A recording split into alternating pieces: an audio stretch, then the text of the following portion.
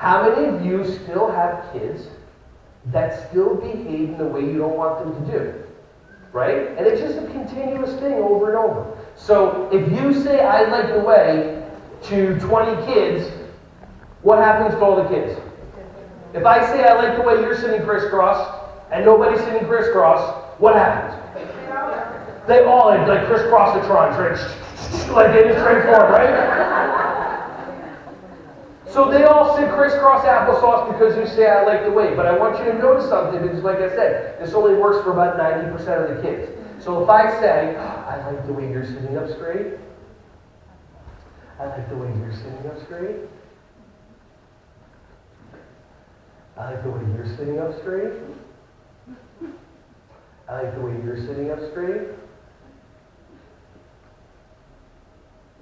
I like the way you're sitting up straight. Okay, so now, what did I want you to do? How many of you knew I wanted you to sit up straight?